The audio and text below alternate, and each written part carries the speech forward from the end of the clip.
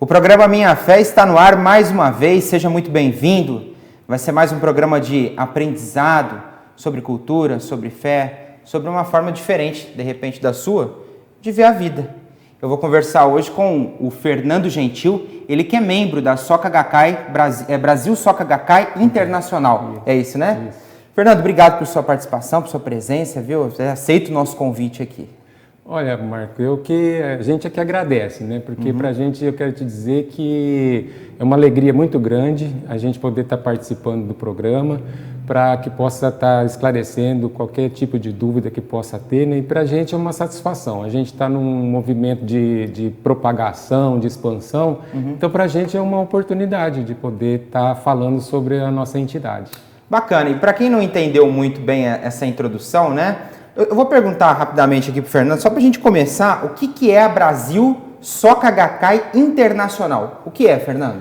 Então, nós chamamos de BSGI, utilizamos a sigla BSGI. BSGI é uma instituição que foi fundada no Japão como Soka Gakkai Internacional, que significa Sociedade de Criação de Valores Humanos.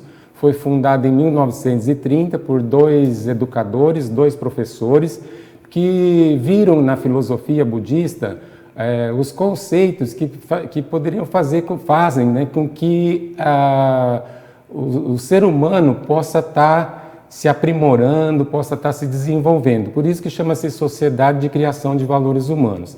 Isso foi em 1930, né? Passando por várias dificuldades e tudo mais, que depois a gente pode até falar mais sobre isso.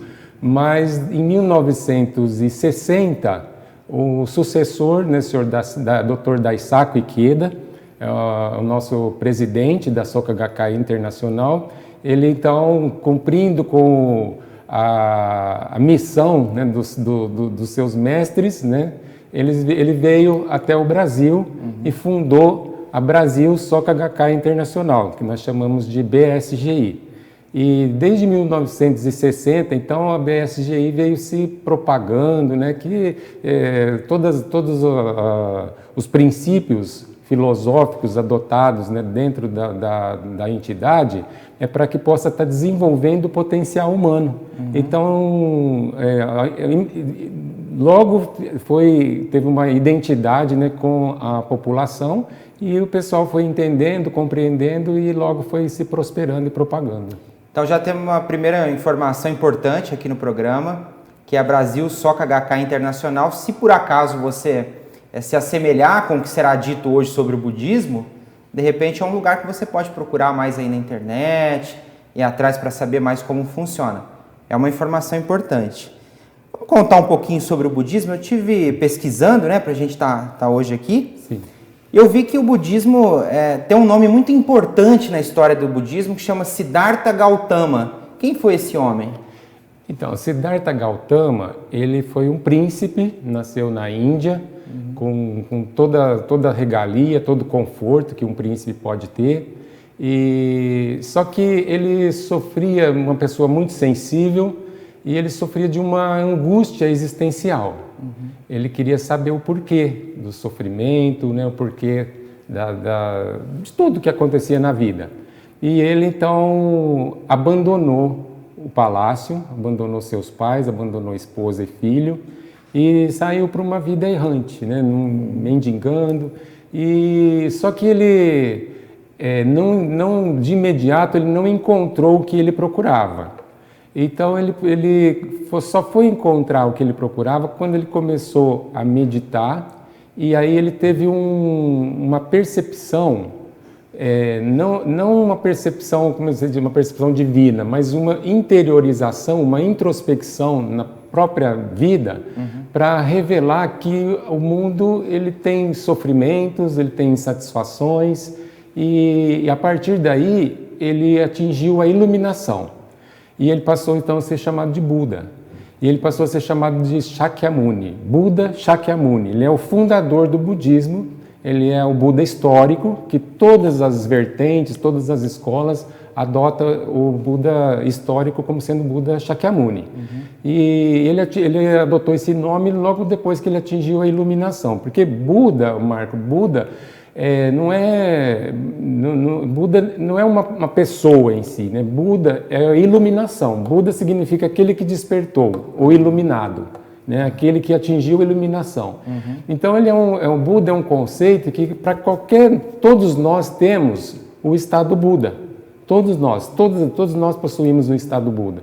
O que precisa ser feito é despertar para esse estado. E é por isso que o budismo tem vários meios, né, de fazer com que possa estar se despertando esse estado de Buda, que é um estado de iluminação, né, de ver a vida como ela é, de ver ter uma vida lúcida, né, sabendo o que você está fazendo perante seus semelhantes, perante sua comunidade, perante você mesmo, né? Sua dignidade da vida. E você falou você citou aí vertentes do budismo, né? Eu já vi que existe Zen budismo, que existe budismo tibetano. Como é que é feita essa divisão? Ou se pode dizer como divisão, né? Se essa palavra, se é que existe. Então, é o seguinte, né? O budismo, ele é datado, como o Shakyamuni fundou o budismo, ele fundou por volta do século V antes de Cristo. 480, 580, mais ou menos. Eu não tenho uma data precisa, assim, mas ele não escreveu nada. Buda, Shakyamuni, ele dava palestras, ele fazia pregações. Logo após sua morte, os seus discípulos se reuniram e aí então formou a comunidade budista. Né? Então, logo que Shakyamuni atingiu a iluminação, ele diz assim que ele colocou a lei na roda, né? Colocou a lei para funcionar. E ele começou então a propagar. E ele propagou e formou então a comunidade budista, a ordem budista que é chamada, né? E aí, 100 anos após sua morte, houveram algumas divergências entre um grupo mais progressista e um grupo mais conservador. E aí começou, então, teve uma cisão nessa comunidade, teve uma cisão, e aí formou, então, um budismo que é uma corrente que é chamada de Hinayana, que foi mais, acho que, para o sul, né, da Ásia, da Índia, ali, né, Sri Lanka, e o budismo Mahayana, que é o budismo que foi para o norte, foi para a China, né? Foi para a Coreia e chegou ao Japão. Então, a corrente a qual eu participo é o budismo Mahayana, a origem é a corrente do budismo Mahayana. E dentro do Mahayana também tiveram várias divisões, vamos dizer assim, ramificações, por conta do entendimento dos sutras, né? Dos sutras. E o sutra a qual a gente se baseia é o Sutra do Lótus. É um sutra muito conhecido, né? Ele é muito divulgado porque ele consta a essência da iluminação do Buda Shakyamuni. Ah, certo. E ele preserva, qualquer desses tipos, dessas ramificações, preserva a essência principal, que é atingir a iluminação. Sim, isso. Basicamente isso. E você diria para mim que o budismo é uma viagem pelo nosso eu interior? Isso. O budismo, ele é uma filosofia que inicialmente a gente acaba, muitos adeptos, eles procuram inicialmente para resolver os seus problemas pessoais, mas depois começa a ter com a prática, com a prática da oração que fazemos de manhã à noite, porque o budismo tem uma certa disciplina, né? Com essa oração a gente acaba então conhecendo, fazendo uma viagem interior. E o budismo a gente vê muito assim, né, que a gente sabe que a filosofia diz, né, que as coisas vãs estão flutuando como palha na superfície, né? Mas quem quer mergulhar, quem quer a pérola, precisa mergulhar nas profundezas da alma. Então o budismo ele tem uma interiorização, ele faz uma introspecção para que você se conheça. E esse autoconhecimento é o que faz, é um termo que a gente vai falar depois, sobre revolução humana, ou seja, a transformação da sua vida. Porque às vezes o budismo, as pessoas falam assim, não, eu nasci assim, vou morrer assim. Sabe, síndrome da Gabriela, eu nasci assim? Não tem, né? No budismo não tem. Você tem como mudar a sua vida, prosperar, progredir, melhorar, desde que você queira. Por isso tem que sempre estar falando, eu quero melhorar e aceitar aquelas sugestões que muitos companheiros, né, da nossa comunidade pode chegar e alertar você de alguma coisa. Às vezes é mais fácil uma outra pessoa perceber em nós aquilo que a gente não consegue, né? Isso. A gente pode acreditar que o despertar da consciência é a chave de tudo para melhorar? Com certeza. Porque o budismo trabalha muito a mente humana, né? A mente humana é você explorar, você ser o senhor da sua mente e não deixar que sua mente te domine. Ou seja, você tem um autodomínio, um autocontrole sobre as suas ações, né? E aí é onde que você consegue, né, com se fortalecendo, né, tendo aquela decisão, né, de fortalecer essa decisão de se autocorrigir. Então você se melhora como pessoa e atinge então a revolução humana, que é muito falado dentro da Soka Gakkai Internacional. Quando a gente fala em religião, até muitas pessoas têm uma certa repulsa desse termo, né? Eu não quero frequentar religião, eu não gosto de religião. Muitas delas falam até com uma certa razão por experiências que tiveram, né? Mas como que a gente pode diferenciar espiritualidade de religião? Tem diferença? Então, o que eu posso te dizer, assim, é que o que eu sinto, né? O que eu entendo é que espiritualidade é uma palavra que traz uma interiorização e uma universalidade, né? Eu até prefiro utilizar a palavra espiritualidade do que a palavra religião, porque muitas vezes a religião ela tem certos dogmas e certas regras que acaba te aprisionando, né?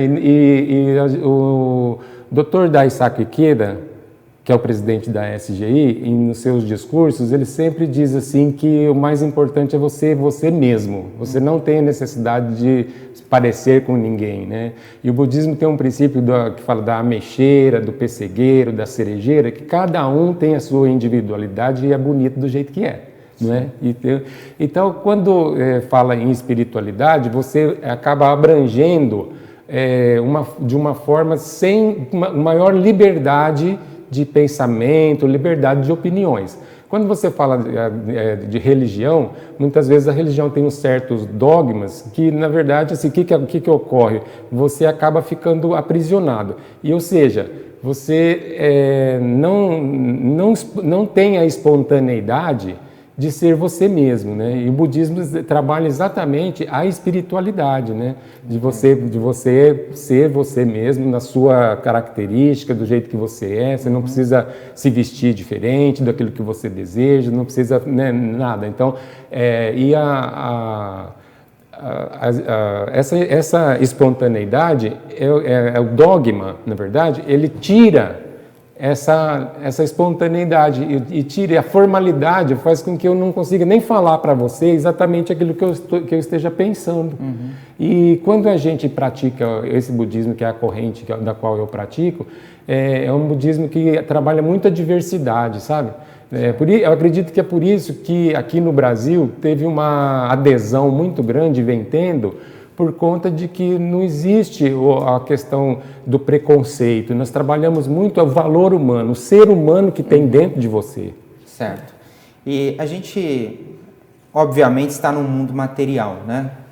Onde tudo que a gente olha é matéria. Sim. Embora algumas questões espirituais digam que nada é matéria, mas tudo que a gente olha é matéria. Sim. Como desapegar disso, se aproximar mais da espiritualidade e menos desse mundo material que nos tornou doentes como sociedade? Como fazer isso? Então, o budismo existe uma prática, né? O budismo existe uma prática. Nós temos um princípio que é fé, prática e estudo. É um tripé. Fé, prática e estudo. Ou seja, você precisa de ter a fé, acreditar, ter a prática, né, e o estudo, que é a teoria de você conhecer. Quando você acaba conhecendo e você acaba vendo que a essência da vida é o ser humano, eu sei que eu preciso dessa mesa, eu preciso dessa roupa, eu preciso da matéria, porque nós somos matéria e espírito. Então aqui, né, nesse plano, eu preciso da matéria. Só que eu preciso entender que ela não é o principal. Ela não é o protagonista da história. O protagonista da história é o ser humano. Ela é uma condição temporária? Isso, uma condição temporária. Então, você precisa, eu preciso, né? A gente tem que ter bons médicos, né? Bons dentistas, a gente precisa de ter. Então, nesse sentido, você precisa de ter aquilo que é básico para você ter uma vida confortável, né? Então, ou seja, mais do que isso, já passa a ser até ir além, né, daquilo que é o necessário. No budismo, a gente então pratica para compreender, né, aquilo que a gente, agradecer aquilo que a gente tem, né? Porque o budismo tudo é impermanente, né? Nada é fixo. Então, e a gratidão é a palavra que a gente mais fala dentro da nossa entidade, da nossa instituição. Agradecimento. As nossas orações, ela tem por base a gratidão. Por quê? Porque se eu estou aqui hoje vestindo essa camisa tem uma energia do algodão, de quem colheu, da semente que plantou, a terra que mexeu, enfim, o alimento que chega até a minha casa, né, o carro que eu tive aqui, enfim, nós precisamos de todos. Nós precisamos de todos e por isso nós temos que ter essa gratidão. Então, é por isso que você, além, né, aquilo que é supérfluo, por exemplo, não nos diz respeito, né? Você pode ter sem problema, mas você não pode ter o apego de fazer com que isso seja um sofrimento se você não tem. Entendo. Entendeu? Deus para você. Ah, sim. Que é? Então, Deus, eu cresci no cristianismo, né? Eu comecei a praticar que eu tinha 15 anos de idade. E eu sempre indaguei essa questão que você está falando aqui, o que é Deus. E quando a gente procura entender o que é Deus, você começa a procurar o que é Deus, você começa a estudar, a querer, né? E eu identifiquei no budismo através de um termo lei, uma lei que rege o universo. É uma lei que permeia, né, que faz com que tenhamos primavera, verão, outono, inverno, o dia e a noite, movimento de rotação, translação, e nós estamos dentro desse contexto, né? Então, quando fala, por exemplo, a palavra Deus, no budismo, nós não temos esse conceito antropomórfico, né, da forma humana. Nós vemos Deus como a natureza. Nós vemos Deus no riacho, nas plantas, nos animais e principalmente dentro de nós. Dentro de nós temos aquilo que nós chamamos de estado de Buda. O estado de Buda é o sagrado que tem dentro de cada pessoa, né, de cada ser vivo. É por isso que no budismo, né, tem o princípio de respeitar ao máximo as pessoas, né? E até você cita assim, né? Por exemplo, quando você encontra com uma pessoa, você tem que reverenciar aquela pessoa, porque ela tem dentro dela aquilo que é sagrado, que é o estado de Buda, né? Certo. Eu fiquei um pouquinho só confuso numa situação, num aspecto. Então, o budismo não é monoteísta? Não. Mas também não é politeísta, porque tudo no budismo, a natureza no budismo é Deus, é isso? Isso.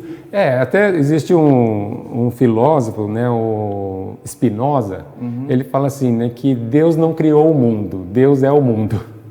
Então, quando ele fala assim, Deus não criou o mundo, Deus é o mundo. Então, o budismo também não teve teve a criação. Nós não temos essa parte igual o cristianismo tem. Porque o budismo diz assim, já vem desde o infinito passado e estamos indo para o infinito futuro.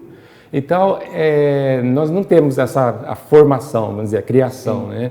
O que existe, então, é isso que eu te falei, essa grande força, né, que rege o universo e que está dentro de cada pessoa. Agora, nós precisamos entender que existe né, o Buda, o Shakyamuni Buda, depois mais para frente outros mestres, né, outros monges vieram adotando, é que existe um método que faz com que você entre em harmonia, você entre em sintonia. Porque o Shakyamuni Buda, por que ele atingiu a iluminação? Que ele atingiu aquilo que é chamado de caminho do meio, ou seja, o caminho do equilíbrio. Sim. Sabe? Que eu falo, exemplo, até a corda do violão, né? Se você esticar demais, ela arrebenta, se você deixar frouxa, você não toca. Então, ela precisa estar afinadíssima ali. Então, do mesmo jeito, a nossa vida. E nós temos a maneira de através da nossa prática meditativa, de atingir, elevar o estado de vida e conseguir compreender a natureza e estar vivendo junto com a natureza em harmonia. Sim. É isso que o budismo prega. Aproveitar que você citou a prática meditativa, né? Uma Sim. coisa que eu sempre tive curiosidade é, quando você está lá meditando, né? Quando um budista está meditando, ele medita no vazio ou ele pensa em alguma coisa ali para formar aquele momento especial ali? Então, é assim, ó, quando a gente fala em oração, meditação, muitas vezes as pessoas confundem, né? E ou você ficar, por exemplo, eu estou de frente ao mar, né? Eu estou numa praça e eu fico admirando as plantas, admirando as ondas. E isso não é meditação, isso é uma contemplação, né? Certo. A meditação é você olhar para dentro de você mesmo. É por isso que quando as pessoas se interessam e começam a participar das nossas reuniões de apresentação, né? Nós temos reuniões de introdução, não agora por conta da pandemia, Sim. mas a gente tinha reuniões para as pessoas curiosas, pessoas que queiram conhecer, e aí a gente explica, né, a maneira de como meditar, de como orar.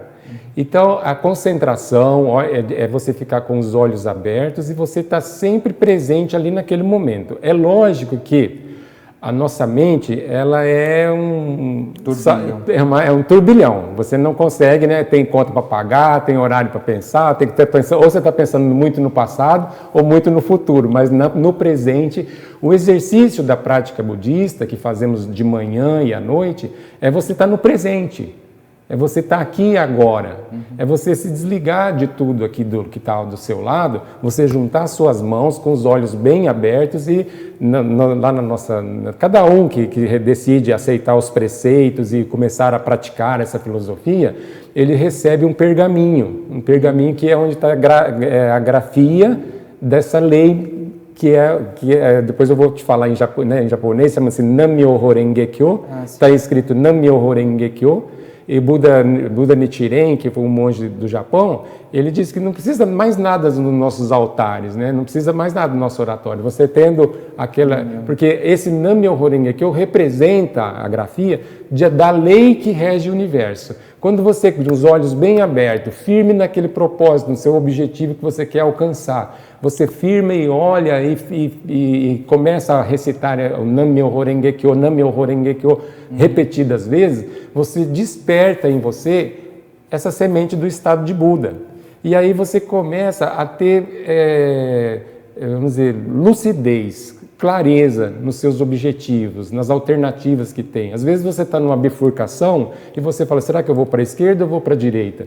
Então, quando você começa essa prática, você enxerga aquilo que está te perturbando. Por isso que hoje a ciência, a neurociência, ela até incentiva a prática do budismo, porque muitas das doenças que existem, por exemplo, pressão alta, né, ansiedade, depressão, ela se resolve com a prática do budismo, porque não é a prática desse mantra, né, do Nam-myoho Renge-kyo, ele faz com que você consiga penetrar, né, no seu eu, e aí você começa a ter mais tolerância, mais compreensão, você começa a falar, peraí, eu tinha aquele objetivo, né, mas talvez agora não é o momento, e talvez eu tinha essa alternativa, mas agora... E você vai caminhando, né? Você citou referente a politeísmo, né, na questão anterior. No budismo nós temos alguns termos que nós falamos de forças protetoras e positivas do universo. Eu diria assim que, às vezes eu utilizo até a palavra deuses budistas, né? Mas não são forças, não são, sabe? É alguma coisa do tipo assim, olha, alguém fez alguma coisa que te impediu um acidente, fez alguma coisa que você, puxa, aquilo ali foi uma proteção que eu tive. Um anjo da guarda, vamos dizer, no catolicismo, né? Então é mais ou menos desse tipo, sabe? Existem esses termos, né? E é muito profunda a filosofia budista, né? A gente se apaixona quando você começa a estudar, porque você começa a estudar daquilo que é da sua mente, né? De você ter o domínio sobre você mesmo, ter as rédeas da sua vida, sabe? Não é conformismo, você tem as rédeas da sua vida para evoluir e crescer. É algo fantástico pensar nisso, em ter as rédeas da própria vida. Deveria ser uma coisa mais natural, né? Mas é algo fantástico. Quais as diferenças que você destacaria entre as religiões mais ocidentais, vamos dizer assim, e as orientais? Eu acredito assim que as orientais, elas são voltadas mais para esse aspecto interior, da interiorização, de você fortalecer a sua mente. Porque tudo que a gente decide passa pelo processo mental, né? Como que você alimenta a sua mente? Né? Como que o mundo é feito de escolhas, nós não estamos sempre escolhendo, né? O tempo inteiro. Então, o tempo inteiro escolhendo. Então, por exemplo, tem gente que fica só no futebol, tem gente que gosta, né, de outra, mas enfim, qual é que é o alimento que você fornece para a sua mente, né? Boas leituras, bons filmes, né? E aí, por aí vai. Então, as filosofias orientais, elas são, parece que, mais voltadas para a questão mental, né? Para a questão de você purificar a mente. Tanto que, quando a gente recebe o pergaminho, aquele pergaminho, a gente fala, objeto de devoção para observação da mente. Então, esse pergaminho que nós recebemos, a gente começa a se observar e polir a nossa vida. Agora, com relação às religiões ocidentais, eu vejo mais assim com relação a... Sabe, no oriental você tem mais o controle da mente de trazer ela para cá e aqui e agora. É um exercício. Você fala assim, não, mente, eu quero você aqui e agora. E você traz ela para o presente. Agora, nas religiões ocidentais, eu vejo mais como orações, alguma coisa assim, você esperar que algum fator externo venha te ajudar, sabe? Eu acho que isso, né, assim, que é o que precisa. Sabe aquela questão que fala assim, olha, Deus pode te ajudar. Qualquer outro, né, Nossa Senhora da Aparecida, qualquer, né, pode te ajudar, mas desde que você também arregace as mangas, descruze os braços e sai para a luta, sabe? Entendi. Então o budismo, ele tem, as filosofias orientais, o budismo tem muito disso, está na sua mão. Certo. Você é o responsável da sua vida. E a reencarnação, hein? Nós trazemos karmas de outras existências? Isso.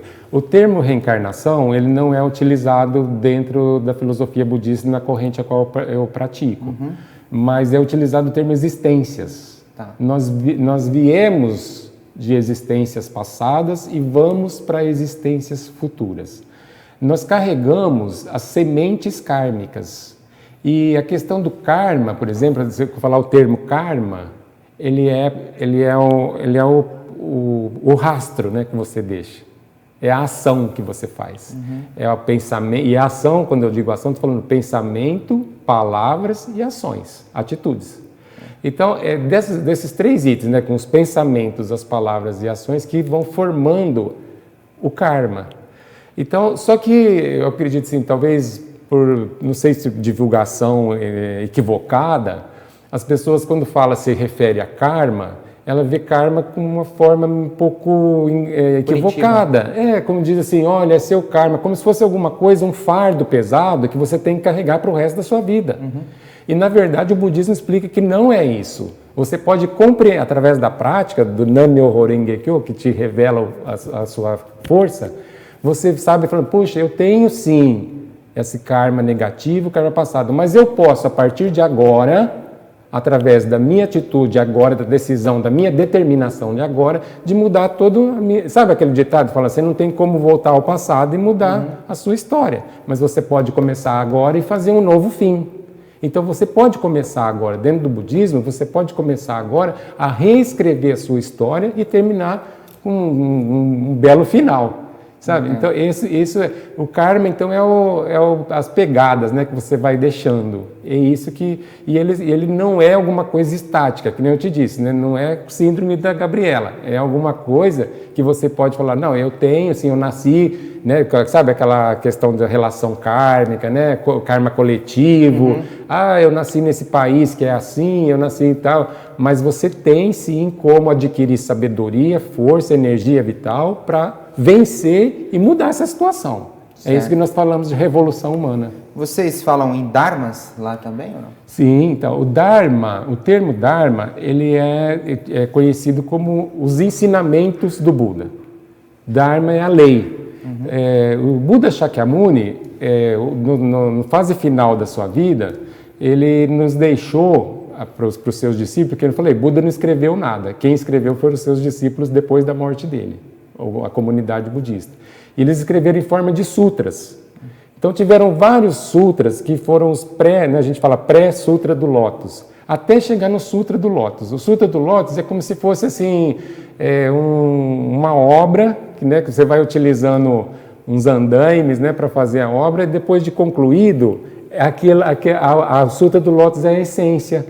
Então, todos os outros ensinamentos que até chegar no Sutra do Lótus serviram como base para chegar ao Sutra do Lótus. O Sutra do Lótus é a essência. Certo. E no século XIII, Buda Nichiren, né, um monge que viveu no Japão, Nichiren Daishonin, ele então entrou no sacerdócio, né, muito pequeno. O budismo já estava lá um pouco ofuscado, apagado, vivia só naquelas classes sociais mais elevadas, era só formalidades, cerimônias, e ele então percebeu que o Sutra do Lótus falava da essência da pessoa. E ele viu que a essência do Sutra do Lótus é o Nam-myoho Renge-kyo, é essa lei que rege o universo. Tá. Né? O Nam-myoho Renge-kyo é um mantra? Isso, a gente recita. Eu não sei se poderia falar mantra, né? Mas a gente recita ele repetidas vezes, que é muito curioso a gente falar isso, mas muda o seu aspecto, a sua vida. Então, quando você junta suas mãos, né, ainda que não tenha o pergaminho, mas você, com a fé, com o pouco conhecimento que cada um pode ter, juntando as mãos e recitando Nam-myoho Renge-kyo, Nam-myoho Renge-kyo, Nam-myoho Renge-kyo, repetidas vezes, a gente assim, é a prática, é a comprovação que vai ilustrar isso que eu estou falando. Porque senão você vai falar assim, esse cara está louco, né? Esse cara está repetindo uma palavra que eu nem sei o que significa. Mas na minha vida, eu tenho certeza, na vida de muitos praticantes que estão ouvindo, foi desse jeito, né? Porque a minha família, por exemplo, a gente estava num estado de sofrimento profundo. Um japonês, que a gente chamava de Seu José, ele veio e trouxe um papelzinho escrito Nam-myoho Renge-kyo e nos ensinou. E nos ensinou a recitar o Nam-myoho Renge-kyo. E aí a gente começamos a rir, achou engraçado, mas depois disso a gente começou a ver que muitas coisas que a gente estava acontecendo na nossa vida estava se encaixando, estava fluindo de forma a que a gente falou, alguma coisa está acontecendo. Então, ela falou, é a recitação do Nam-myoho Renge-kyo. E daí para frente outras comprovações a gente veio comprovando também. Vamos falar um pouquinho de como se dão os encontros do budismo? Como é que é esse encontro? Ele é muito ritualístico? Tem roupa apropriada? Tem incenso? Tem instrumento musical? Como é que é ali naquele momento? Então, a escola da qual eu pertenço, né, a instituição a qual eu pertenço, a gente tem o incenso, tem o sino e tem o oratório onde está consagrado o pergaminho. Na verdade, o pergaminho ele serve só como um fator externo para que eu possa revelar o estado de Buda em mim. Tá. Outras escolas utilizam estátuas, né? Você sabe que várias escolas têm o seu objeto de adoração, né? Certo. Então, mas tudo isso precisa para quê? Para revelar o estado de Buda em você. Então, o sino, por exemplo, ele representa a música, né? O incenso é o aroma, né? Perfumar o ambiente. Tem as velas, que as velas é para iluminar. Existem ramos verdes, né? Que significa eternidade da vida. Mas isso tudo são aquilo que a gente fala assim de acessórios, né? São aparatos para dar um clima mais espiritual. Ritual, alguma coisa assim. Mas não é o principal. Não é o essencial. Na Associação Brasil SGI, a roupa que a gente usa é essa mesmo. Nós não temos manto, não tem, a gente senta em cadeira normal. Até quando eu comecei a praticar, era o pessoal de Mombuca, né, família de japonês que vinha, até a gente sentava no chão, né, ajoelhava. Mas depois foi passando o tempo, cada um foi se adaptando à sua realidade, né? E hoje a gente tem, confortavelmente, a gente senta em cadeiras. Mas não existe assim, não. E outra coisa, a questão do incenso, embora muitas escolas utilizam, mas existe a questão também, às vezes a pessoa tem uma alergia ou tem alguma coisa assim, então não é acessório principal para que você consiga elevar o seu estado de vida. É isso que é importante. A gente vê os monges assim na televisão, né? Sempre com o cabelo raspado, né? Sem barba. Por que eles fazem isso? Então, essa questão é uma questão bastante formal, né? Porque os monges, eles passam por treinamentos em monastérios, né? Em templos. E quando Shakyamuni, pela história, né? Que a literatura fala isso, né? Que ele vivia no palácio, com todas as regalias que existia, e né, com toda a pompa que pode ter um príncipe. Uhum. E, como eu falei, ele sofria dessa angústia existencial, e quando então ele decidiu sair e ele atingiu a iluminação, ele cortou o cabelo.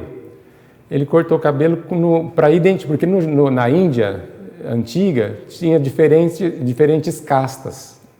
Então, o cabelo representava, né, a alta casta, alguma coisa nesse sentido. Então, ele achou que, concluiu que, raspando a cabeça, ele estava se desapegando de toda a matéria, de toda a riqueza, de tudo que ele deixou para trás. E aí, daí então, as vertentes budistas, onde tem os monges, eles adotam essa postura, né? esse tipo de tradição de raspar a cabeça. Agora, não é também não é o manto, não é a roupa, não é... Né? Os próprios monges mesmo falam isso, né? Não é a roupa que faz o monge, né? Ou seja, é o comportamento, é a atitude, né? O próprio Buda Shakyamuni, ele fala do comportamento humano, né? Que o mais importante tem até uma escritura onde fala sobre o comportamento do Buda. O comportamento é o mais importante, a sua postura, a sua atitude perante o semelhante, perante você mesmo, perante sua família. Então, é por isso que os sacerdotes, eles raspam a cabeça e vêm continuando até hoje, para mostrar que desapegou da riqueza, desapegou da matéria. Certo. E durante os encontros, ou mesmo no dia a dia, um budista ele faz referência para os seus antepassados? Sim.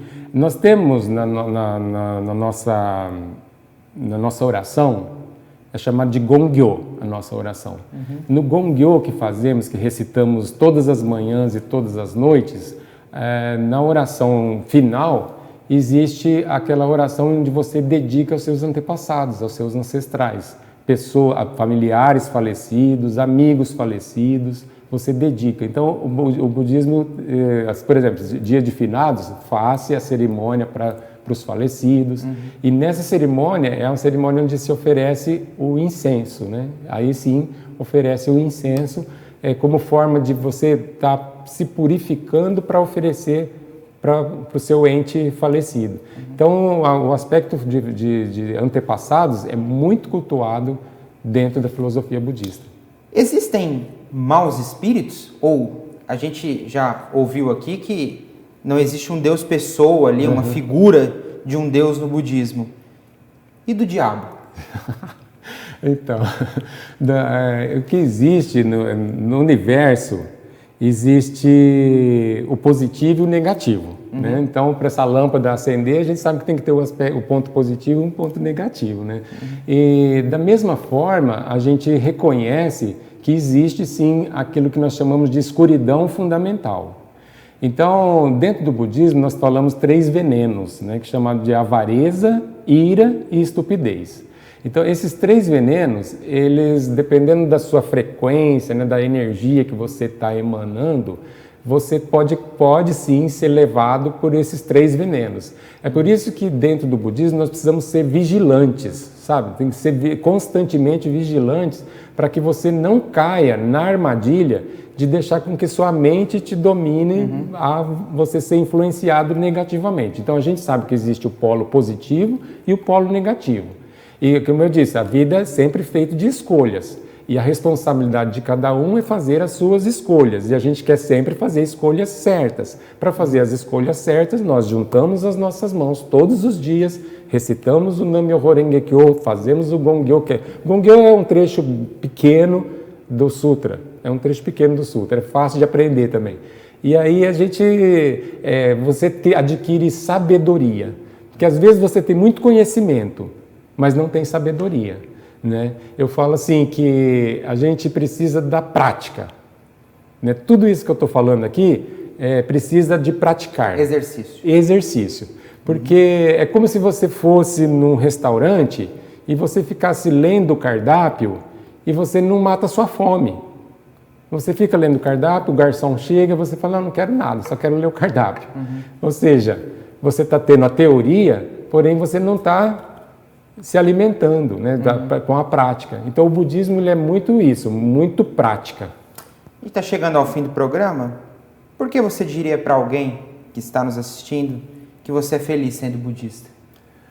Sim, eu, minha família, nós somos muito felizes porque o budismo ele nos trouxe harmonia familiar, nos trouxe sabedoria para desenvolver uma vida prazerosa, compreendendo as pessoas do jeito que são e não do jeito que a gente gostaria que fosse. O budismo eu falo que é um exercício diário, né? A gente dentro da Soka Gakkai, nós temos um mestre, né, que é o presidente da Daisaku Ikeda. Ele é um poeta, um escritor, né, escreveu vários livros, está publicado em vários idiomas, e ele tem assim nos ensinado como praticar o budismo em meio a essa sociedade que vivemos.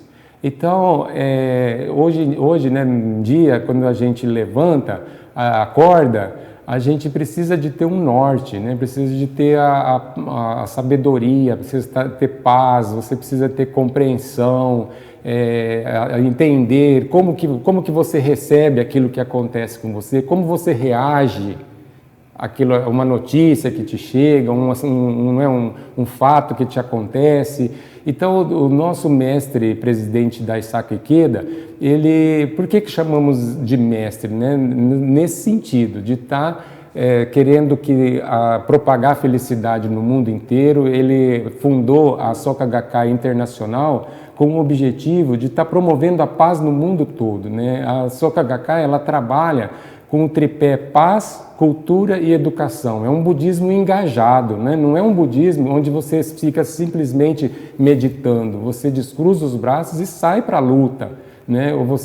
Nós temos, por exemplo, um departamento educacional que colabora com as pessoas que ainda não sabem ler e escrever, e aí com isso diminui o analfabetismo. Nós temos bandas de música, onde se desenvolve a cultura, temos grupos de dança, né? Temos coral, enfim, tem uma série de muitas atividades onde o mais importante é o aprimoramento humano, é fazer com que possa desenvolver as habilidades do ser humano. Então isso, o nosso mestre presidente Ikeda, ele valoriza muito, e por isso todo ano ele escreve propostas de paz que são enviadas para a ONU. Ele já teve encontros, né, com várias personalidades, vários intelectuais, ele já foi homenageado por várias instituições, ele já se encontrou com Nelson Mandela, se encontrou com Gorbachev, se encontrou com Rosa Parks, o Agari Matai, enfim, ele tem uma série né, o pianista e maestro Amaral Vieira, nosso grande amigo, que está sempre nas nossas palestras nos incentivando, porque tudo aquilo que os mestres do passado estudaram, né, pôde deixar, é um legado para nós. E o presidente Ikeda, ele teve vários livros que agora chegou, né, já estão no Brasil, e o último agora é uma série de 30 volumes chamado Nova Revolução Humana, onde ele deixa um legado, né, para que a gente possa perpetuar esse sentimento de respeito à dignidade da vida, de respeito ao ser humano, de compreender as diferenças que existem, de ser tolerante nesse mundo que vivemos, e a gente construir uma sociedade realmente melhor e cheio de esperança, cheio de vida, né? Porque hoje precisa muito, né, qualquer coisa que acontece, as pessoas, né, às vezes falam bom dia, a pessoa responde mal, então você tem que compreender por que as pessoas agem assim. E o budismo, então, para mim, pessoalmente, eu entendo que me deu essa força, né, de poder entender tudo aquilo que acontece com a gente. me traz lucidez, me traz a vida aqui como ela é, compreendendo todos os aspectos positivos e negativos. Os negativos, vamos trabalhar para mudar, não vamos ficar conformando com isso não. É isso. Fernando, muito obrigado pela sua participação. Eu que Teve agradeço. ótimo aí esses minutos com a gente. Você aí de casa pode aprender bastante, né, sobre o budismo. Esse bastante ainda é uma fagulha, né? A gente pode aprender muito mais. E muito obrigado mais uma vez por ter aceito o nosso convite. Você esteve com o Fernando Gentil, comigo, Marco Aurélio Tarlá. Se você tiver interesse em conhecer a Brasil Soka Gakkai, o contato vai aparecer no seu vídeo, como já apareceu anteriormente também. Se você tiver interesse em conhecer o budismo em Ribeirão Preto, tem a rede social, Facebook, Budismo Ribeirão Preto. Tá bom? Procure, se informe. Vamos procurar ser cada dia melhores, tá bom? Um grande abraço. Tchau, tchau.